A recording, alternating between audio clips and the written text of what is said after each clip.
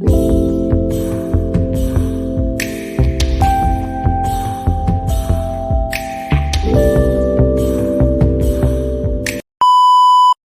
President, land is the alpha and omega of the politics, the economy, and indeed the history of Zimbabwe.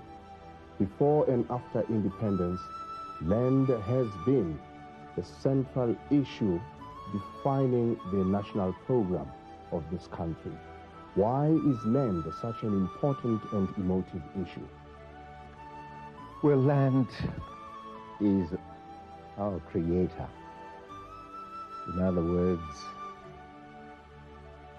people like myself were born in the country, and we got attached to the land because there was the livelihood of the country people, the peasants, and indeed the livelihood of even those who were drifted into town.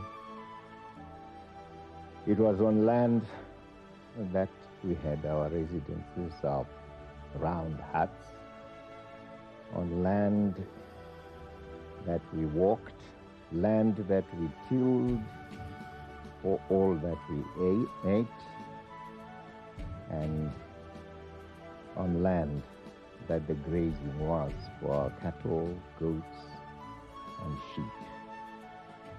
That was the life. Land is crucial. Land is part of me, part of others, part of our people. You can't detach yourself from land. Why the emphasis on land and why not other means of production? Land comes first. Agriculture first. You must take care of the resource that supplies you with total life first. The others come after. Yes, in an economy which is developed beyond a subsistence level, then you must look at other areas. Look at that which is grown on land, produced on land, as it gets added value in the factories. Then you have the manufacturing sector. You must look also on land as a source of the minerals. So to us, that entity, that resource, once it ceased to be ours, created a sense of deprivation, deep sense of deprivation. And as we, looked back after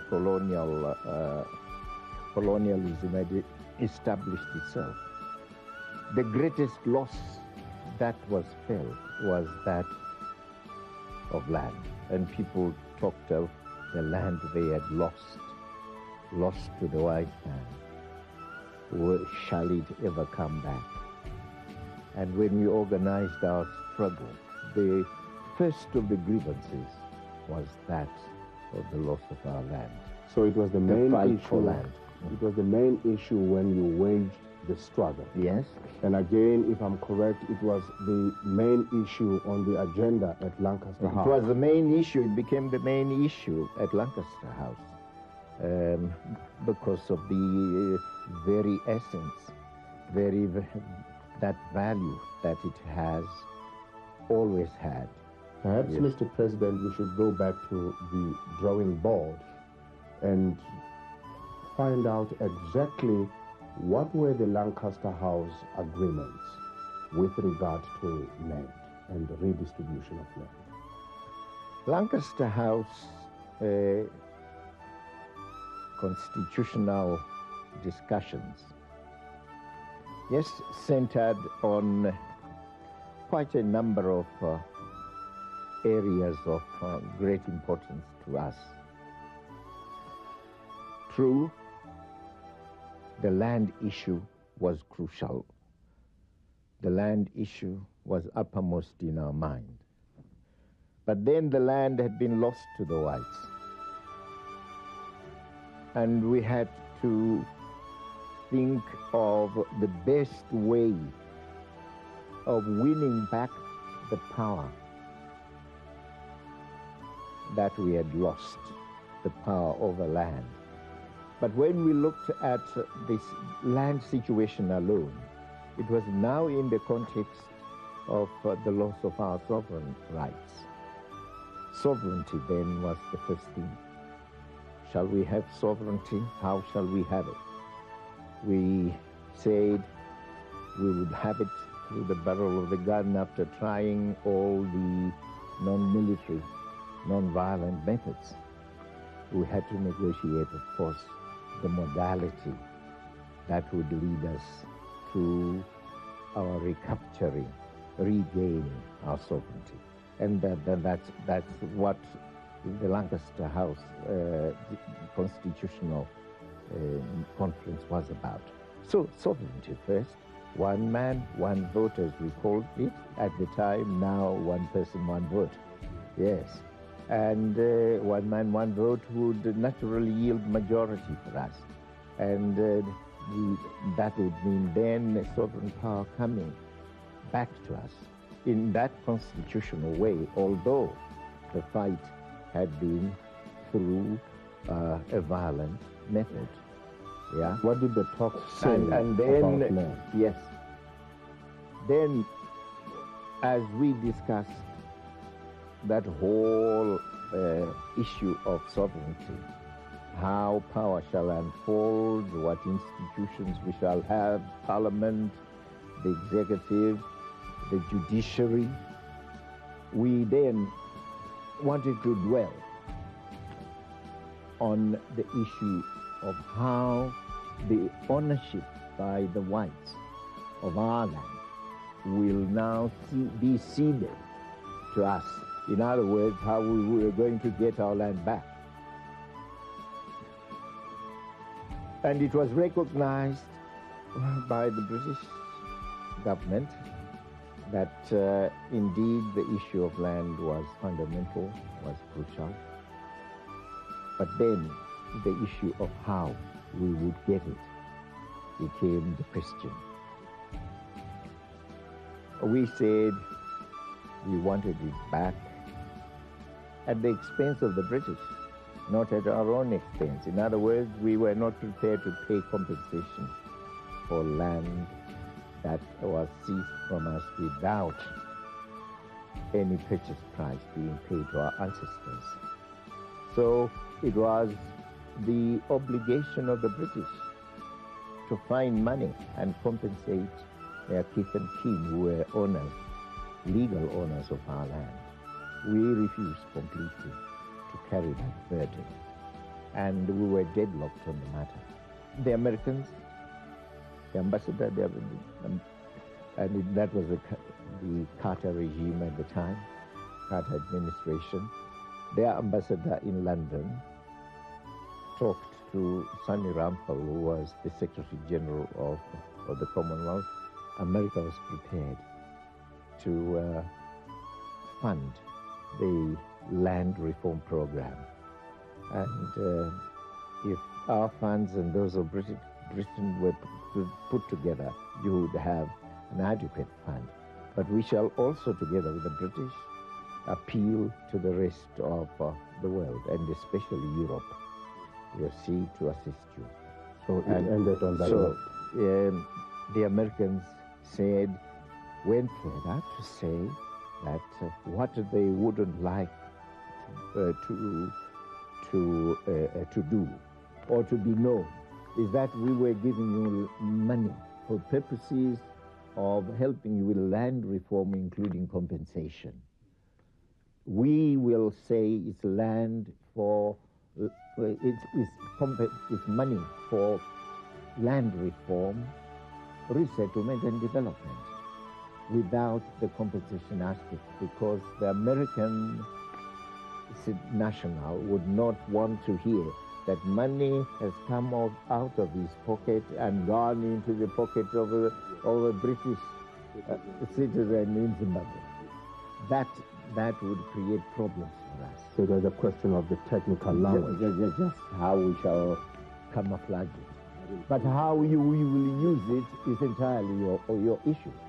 But from our point of view, that's the way we shall do it. Okay, when that happened, and we talked to Lord Carrington, he said yes, he understands America is going to give money, so the issue is now resolved. But he still said you might also want to, one of the weekends, to go to Brussels and talk to the EEC Commission, as it still was.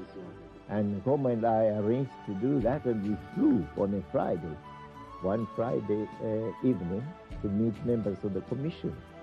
And they also pledged, assistance towards the land resettlement program.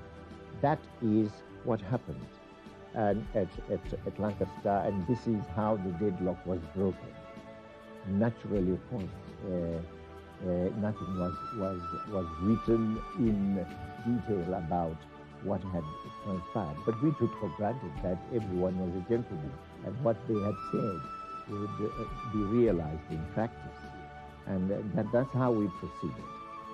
Fortunately for us now, Lord Carrington has, in the House of Lords, about 2 months ago, reiterated their concern that yes, there was the undertaking to assist, which Blair has not accepted all along.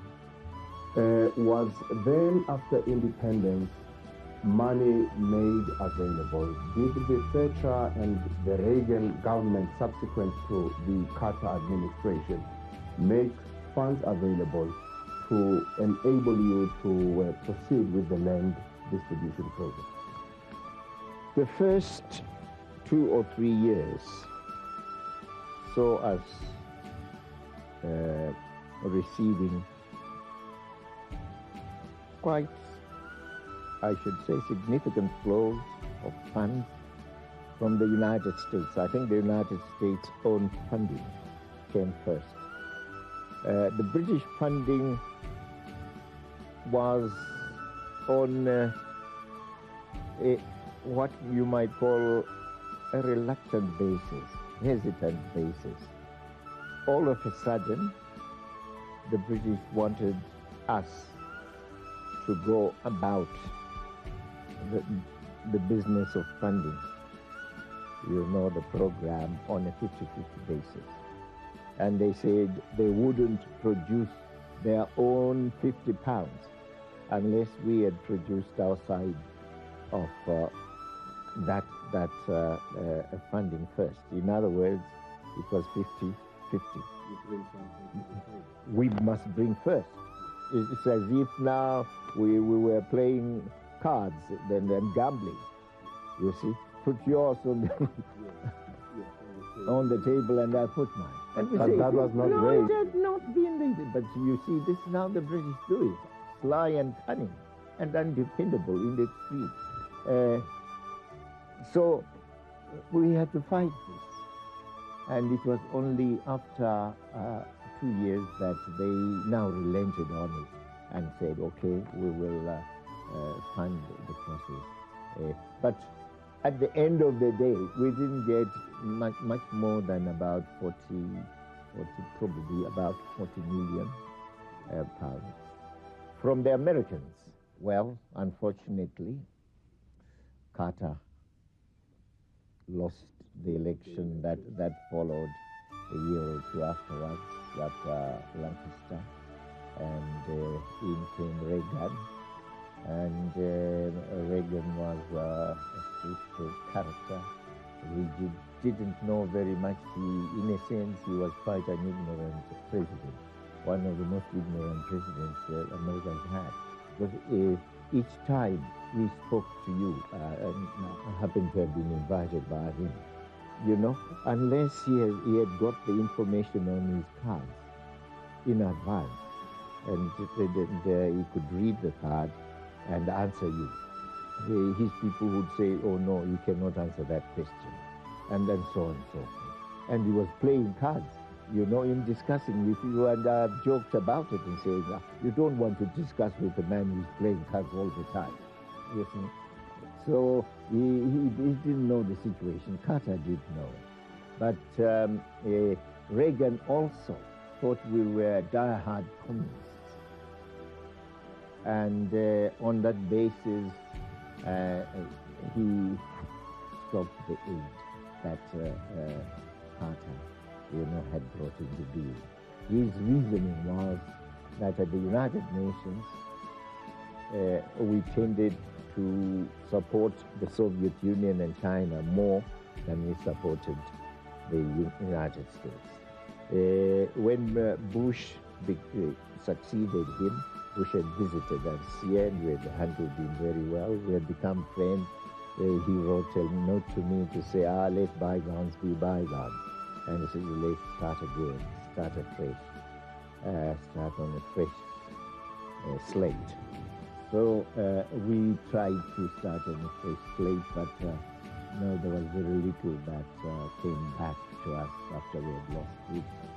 And on the other hand, the British had stopped their aid. So we tried to negotiate with them. Negotiate with Thatcher, we didn't succeed. When later Thatcher was out and John Major came in, we started negotiations and Major was understanding. He had been here attending Chogam, and in 1995-96 thereabouts, he agreed to send a team here to look at the situation here and hear our views across, the gamut of our various opinions. And his six-man team wrote out a report which was very good, very favorable.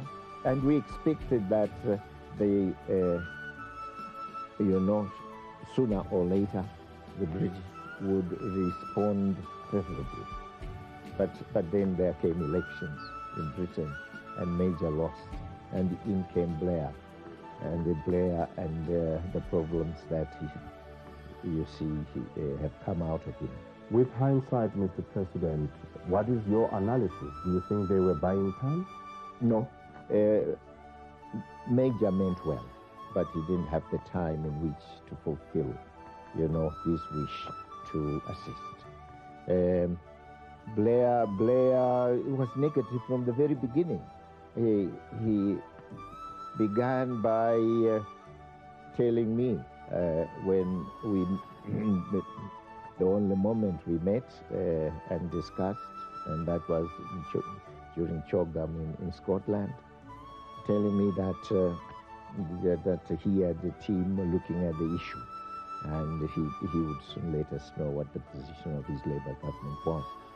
But he never came back to us. All we heard was, no, there is no responsibility, colonial responsibility anymore, that Britain should discharge.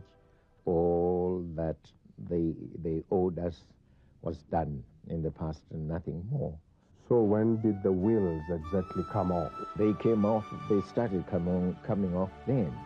We then tried to, educate them and to emphasize the issue and enlighten them in various ways and remind them of the obligations that they had, especially of the promises and undertakings that Lancaster had.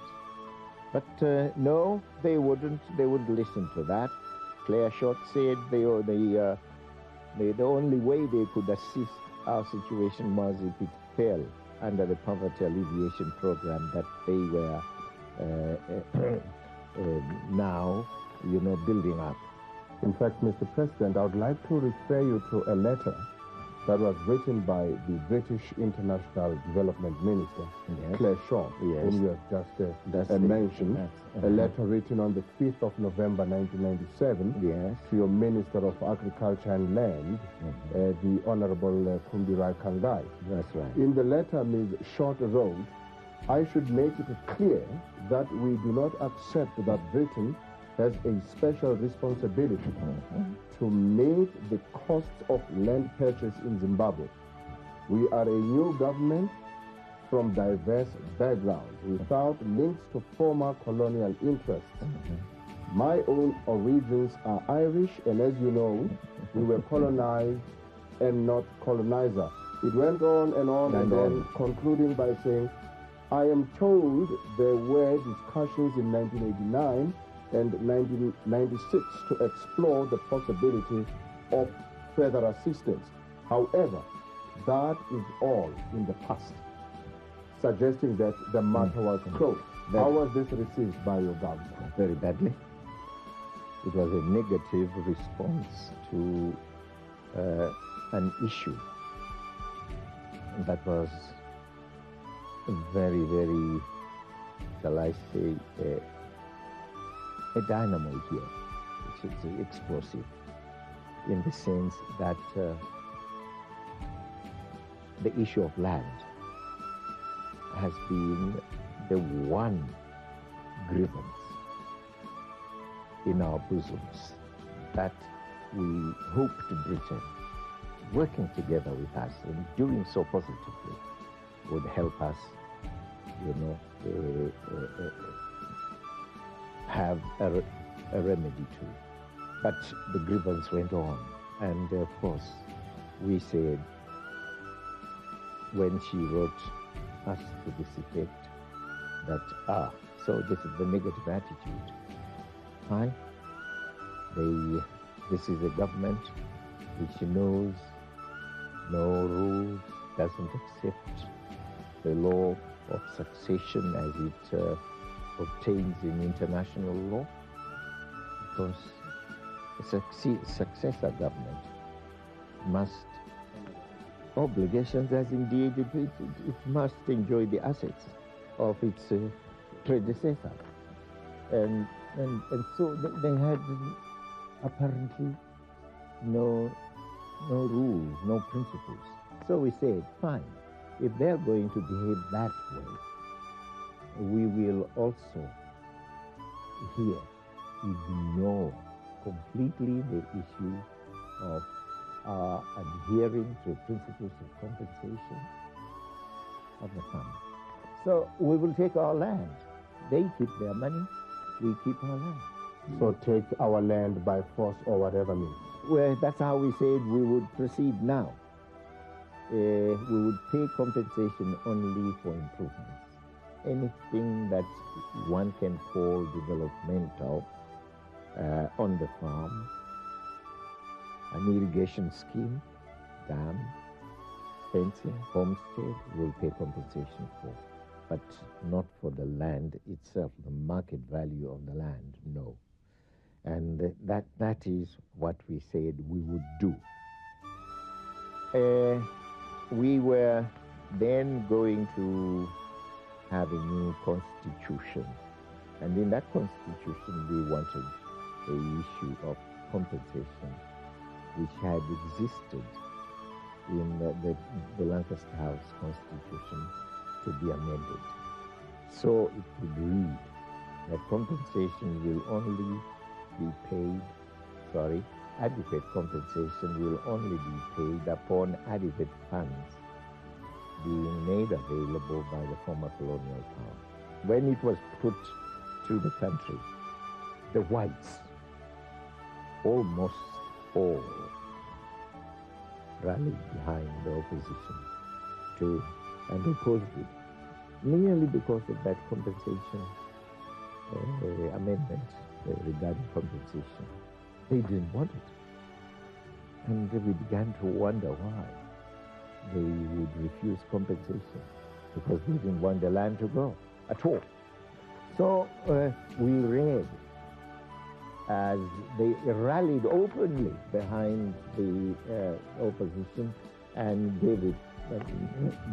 was giving it funds, and were giving it funds, that they were not for us. They were for land remaining in the hands. And even before we sat here as the party or as government to put our program together of acquiring land now, the war veterans on their own, using their own associations, started operating and going in onto farms without any prompting from us. And we said, fine, good. They fought for freedom, and it was freedom with the land as the game, the major game. They wanted us to use our police. I said, no, we will not use our police at all. These are demonstrations. But as government, wasn't there a way of dissuading the war veterans and pursue the legal route? The British had never used the legal route to seize our land. So we started being political, blatantly political. They had taken the land from us without using any legal route at all. It was seizure by the settlers. The settlers acting on the strength of a charter given them by Queen Victoria. They got our land, occupied it by force. They're now going to take it by force. We did that, yes. And we were entitled to do it as a government. The land is ours. They had refused to provide money for compensation. The only course was for us to take our land back and say to them, fine, if your teeth and kin want compensation, you give it to them. We can't give compensation to them because, in the first place, those of them who acquired the land from us didn't pay for it. That became now the issue. And Blair has tried to fight the issue from his side, now using Europe as allies and say, etc., etc. But we say the land is ours. Here we were born. Here our ancestors lie in graves. Here our progeny will find their existence. It is Zimbabwean soil, Zimbabwean land, and must come to us. Thank you, Mr. That was the President. reckoning. Let's take a short break. We'll be back in a short while. Please don't go away. Thank you for joining us. We are having an interview with the President of Zimbabwe, His Excellency, President Robert Mugabe. Why have most African countries failed to advance from political power to complete economic emancipation? Well, for a number of reasons. One, although you got your political power, you did not inherit with it the economic means. The people are poor, the people are illiterate. How do you get development to take effect in those circumstances? You then must open yourselves up to investment from outside. And investment from outside, whilst it has the benefit of adding to your resources, a new resource by way of capital, has also the disadvantage of control by foreigners. So that is that. In our own formerly colonized countries, ourselves, South Africa, Mozambique, Namibia, we have to grapple with control by settlers who may not look at the same at issues in the same way as you do. Their objective might just be self-aggrandizement. In other words, they want to enrich themselves the whole way through.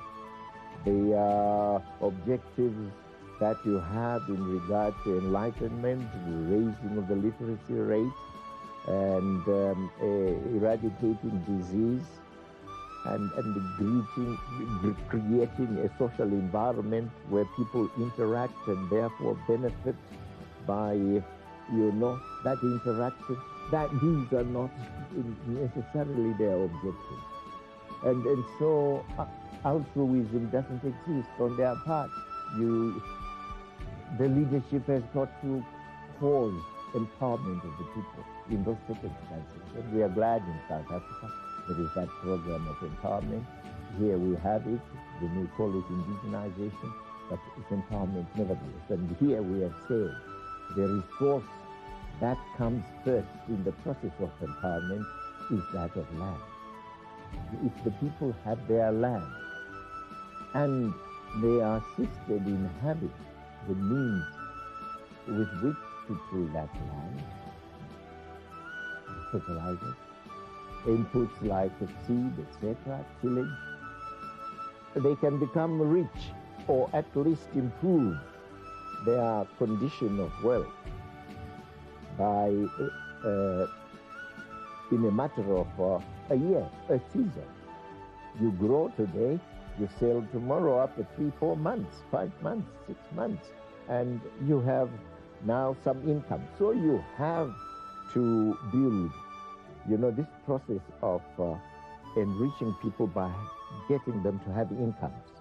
And incomes in a country that is just got its independence. In my view, if it was like our country, with land as a resource, good rains, and hardworking people, that country would then emphasize agriculture first and foremost. But it depends, of course, on the situation and on what the natural resources that are yours may be. But in our own environment here, and indeed in most African environments, agriculture must come first. Mr. President, I want to add another dimension to this whole subject of political independence and economic emancipation. By drawing parallels between Ghana after independence in the 60s and Zimbabwe today. When Nkrumah tried to set the economic emancipation of his people in motion through the integrated industrial project, the Volta River project, the colonial powers stopped him in his tracks. And eventually, his government was overthrown in a plot that was hatched by the CIA with the assistance of Britain and France. Are there lessons from the past to be learned? Yes, sure. Are there similarities? There are similarities. There is always on the part of our former colonizers the perennial desire to retain control over us and to manipulate our economies in their own interests, to their own advantage. And this is what happened in Ghana, especially in the context of the bipolarity we had between, capitalism and socialism or communism, where it was feared that newly developing countries will tend to gravitate towards socialism or communism rather than create an environment of capitalism. In other words, rather than continue in the former colonial environment in which capitalism can thrive. And I happen to have been teaching in Ghana then, 1958 to 60. And that was the height of Nkrumahism then. And Nkrumah was trying all this. And I happen to have seen what Nkrumah was trying to do. Yes, he tried his best, but he did not have a united people. If there is no unity in the country and the people are divided, the less progressive elements in that scenario of division will tend to rely more on outsiders. And we have that situation here. You can see what's happening here. It's precisely the same as the same scenario as we found in Ghana. I want to illustrate the point further, Mr. President, if you may indulge me. I want to refer to the American government documents which were declassified at the end of 1999 but recently made public. The documents show that the American government started talking about Nkrumah's overthrow 2 full years before the actual event. And the strategy, as the State Department asserted, was, and I want to quote from the document again, intensive efforts should be made through psychological warfare and other means to diminish support for Nkrumah within Ghana and nurture the conviction among the Ghanaian people that their country's welfare and independence necessitated his removal. Sure. And the other point was crack the back of Ghana's economy and make her weak. Now, I turn to Zimbabwe today. Sure. Are there any similarities? Yes. Oh, yes. Quite an analogy you have given us, and this is what they are trying to do. Diminish support for the ruling party, the liberation movement, and crack the back of the economy. Precisely what they are trying to do. Except that now we are a little wiser, having seen the experiences other countries have gone through. But of course, they will always try. You know, coup d'etat. In the end, it was more the disaffection of the army that won the day for them, and saw Nkrumah being overthrown. And you have to rely, therefore, on the most loyal of your people, your forces. When is the curtain finally coming down on the land redistribution? It will never come down. Yeah. It is what will come down is the stage. Well, like in any drama, and you have the scenes, of course, and the acts. Act 1, yes, the curtain will fall. Act 2 is about development, but there will still be the elements from Act 1 that will persist. People, new people, few though in number now, wanting land. And of course, because we continue to beget children, and the new ones, the demand continues to grow. But it will not grow in that geometrical way, if you want. It's more arithmetical, if you want to put it in mathematical terms. And this is what you get. So we are now at a stage where most of the people have got the land. But we still have a substantial number of those who have not been resettled here and there. We have the A1 and A2. A1 aims at giving homes, residential places, with areas to farm, areas to graze, and areas for the home. That's A1. And definite chiefs and a definite traditional leadership. A2 is about making money, land for making money, commercial land. And this is the one which is not yet as complete as A1. And we will proceed with it, but the demand will not be as great as it was in the past. But the demand that we are going to face now is developmental. Inputs, how can we afford inputs? Make, people economically wealthy. Let them derive now wealth from the land that they have. This is now the issue, the development of the land in order to benefit the land user and indeed the landowner. The criticism on the land issue that land is given only to your cronies and not to the landless majority. And who believes that? Who would believe that? How do I really give land to just my cronies when the majority of the people,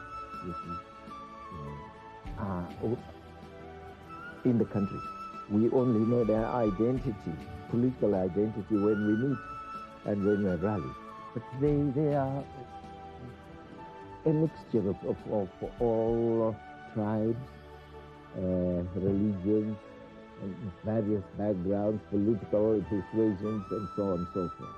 And you can't go and into the rural area to people under a chief and say only those of ZANU must be given land. Those who belong to the MDC or don't belong to any party, either of these parties, should not be given land. We do not have time for that. The chiefs had their own lists everywhere. Anyone who needed land gave his name or the name of his own son or daughter. And this is what happened. That's how we have given land. And if there are people who have been denied. Yes, and members of the Welshman Mugabe has got a farm, and there are others too with farms. The schools we run, the education we give, we discriminate. I ran a program, a 4-year program of students in order to for sentimental reasons and for good reasons also, historical, to keep us in touch with what which has produced. We are not quite a good many leaders for our country, and to keep in touch, yes, on the continent.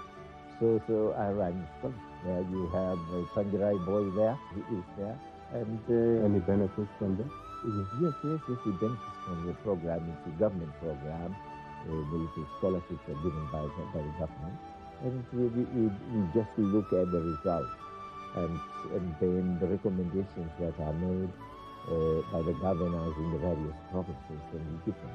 No, I think this is just to try and demean the program and try to, demolish it. But of course, it's beyond the stage where demolition of it can take place. It's actually now well-rooted, well-drafted. Let's look at the economy, Mr. President. Some say you have mismanaged the economy, and they talk about the chronic shortage of food and the high inflation rate. What is your response to that? Of course, I say that's nonsense, absolute nonsense. Yes, we are going through difficulties, and mainly because of two factors, two elements. One, the phenomenon of drought. And droughts, coming in succession. Well, first we had the fighting of the leaf, which devastated our country, part of our country. Then we had droughts 2 years in succession. Even last year we had a drought up to December, or the rain started falling well in January. Then, of course, our country, the economy, relying more on agriculture. Our factories all are agricultural based by and large, and so if agriculture fails, then of course it undermines, that failure undermines also the manufacturing sector.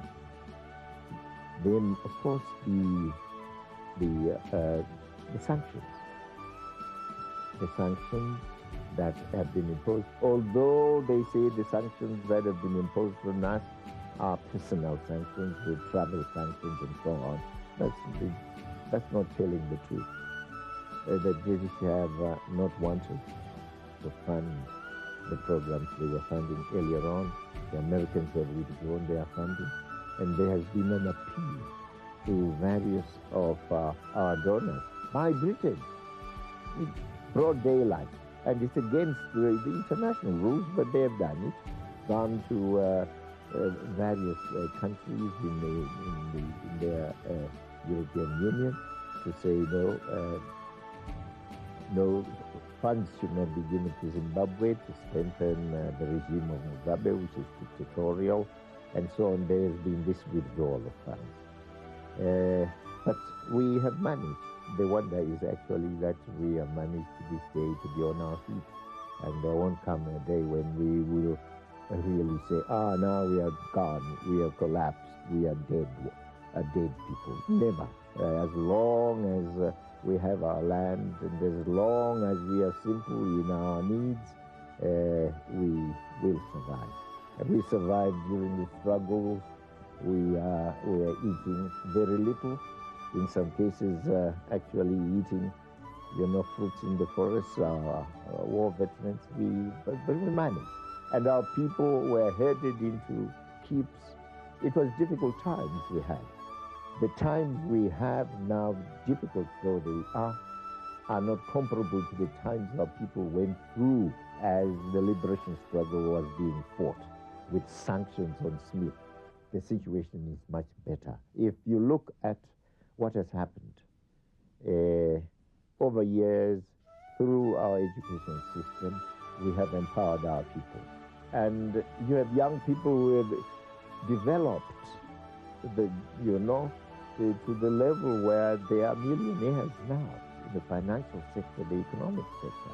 They are many rich people here, but it is the majority of the people at the bottom. And it continues to be the peasants who are having a raw deal at the moment. And the peasants will still continue, in spite of the hardship, to support the party which liberated them. We never depended on the sugar people in the urban areas, for our struggle. It was these people, hardy, who believed that the struggle had to do with their regaining their land, who supported us right through. And that's the difference between our struggle and your struggle. In respect of your struggle, it is the urban people who played a part. Because, of course, after 300 years, you are more highly industrialized than ourselves.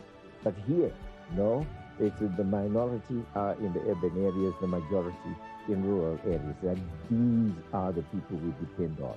But for that matter, a Zimbabwean in Harare or Bulawayo or Gweru will never tell you that his home is in those places. No.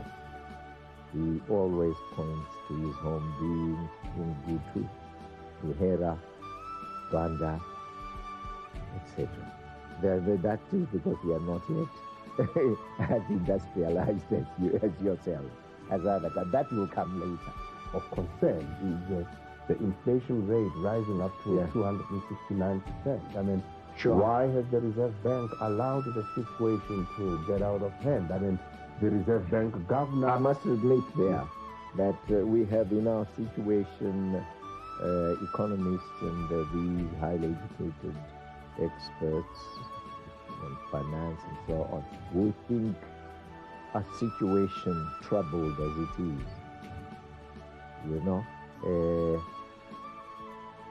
must be handled or addressed in the same way as a normal situation.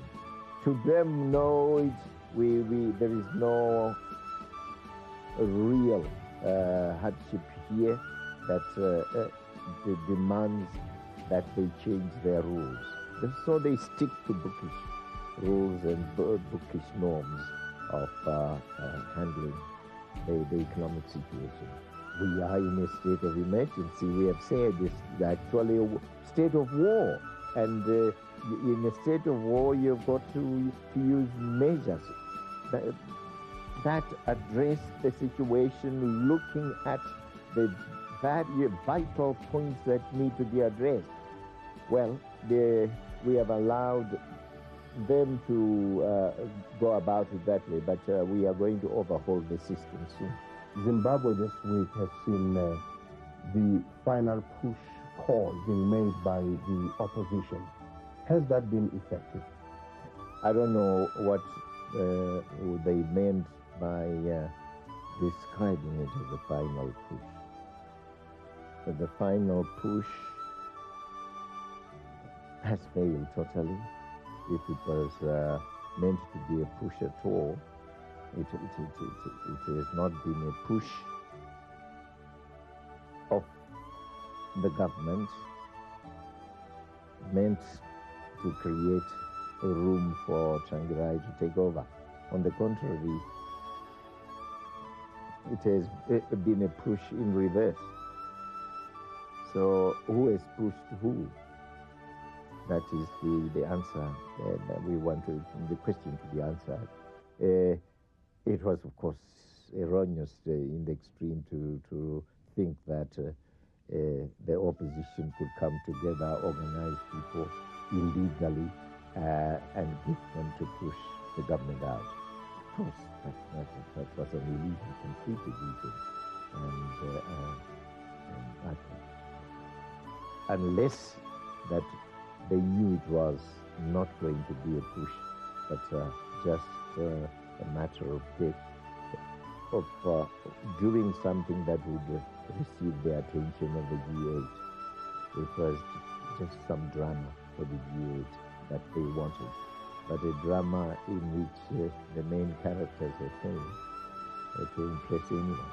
Hasn't this, though, provided an opportunity to see how the government could engage the opposition party and other stakeholders in the country meaningfully and find a way of resolving the problems that Zimbabwe is facing? We are open. We have expressed ourselves as desirous, actually, of dialogue. But it must be meaningful dialogue. You can't dialogue on issues that are still pending in court and requiring the decision of the court. They have gone to court and we have said, either you withdraw the case in court regarding the legitimacy of my government, legitimacy of myself, or you wait until the court has decided on the issues that we have placed before the judges. So you can't have it both ways. So we are saying dialogue, yes, but you dialogue about what? With people who do not recognize that you're legitimate. So if court cases were withdrawn, then do you think dialogue would actually start? Yeah, sure. We said that, yes, we'll start dialogue. We can talk to anybody. We can talk to the MDC anytime. We are not afraid to talk. Mind you, we have had a history of dialogue in this country.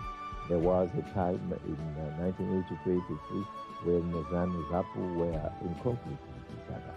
But we were dialoguing all the time until December 87, we had the unity accord between ZANU here, between ZANU and ZAPU, and now we have ZANU here, and we are united, which is very good.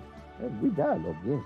We dialogue with even the religious groups, and would want to assure them that no, there is the need for us to keep the church and state together, working together. We dialogue with the traditional leaders, we dialogue with any other groups. The women, for example, the gender issues, we've been dialoguing with them, regardless of the parties to which they belong. And why should we not dialogue with Tsvangirai? But you see, they want to dialogue with Blair and the English, dialogue with the Americans, dialogue with outsiders, against their own government. And do not look at the need for the Zimbabweans themselves to dialogue with each other in a realistic way in order to get a solution to their problem. If we need a new constitution, well, as indeed it was said before the year 2000 that a new constitution was necessary for the country, we dialogue. When we agreed to have a referendum, they rejected it, the draft constitution that was presented to the nation. But if they want a similar dialogue, we can have it. And there is nothing wrong about it. But dialoguing, of course, should not be between parties, one of which is holding, an axe, to put it in our African analogous terms. One holding an axe over you, or a spear towards you, or holding a gun, pointing a gun at you. No, it must be dialogue of persons who believe that they belong, they have that common belonging to the country, and therefore would want to see a solution evolve through dialogue that can satisfy all the parties. And we are open, yes, on that one, certainly, and we remain open. We have said so to our mediators, President Obasanjo and President Mbeki, and they have been helping us immensely on this subject. But of course, their appeal to the MDC not to resort to mass action, not to resort to violence, has not yielded through. But we ask them to continue to appeal to them. And it's sad when we are forced as government to have to use tear gas against our own youth who are being misled. But we have to do it in the interest of peace and security. But we don't want to make our people suffer. We suffered enough during colonial times, and during independence, we want our people to be free, express their free views, and feel that the country belongs to them, that they have a stake, like everybody else in the country. Finally, Mr. President, next year you'll be turning 80. Yes. And what are your immediate future plans? Yes, as I get younger and younger, and I also the ambition to retire. I don't know when it will come. I don't want to retire in a situation where people are disunited, where certain of our objectives will not have been achieved, and retire against the background of division. No. That's why I've said the succession issue should be discussed in a harmonious way, openly, and if it points the way forward, well and good. But if it's going to go post-division as it is tending to do at the moment, then one says no to it. However, the choice is that of the people.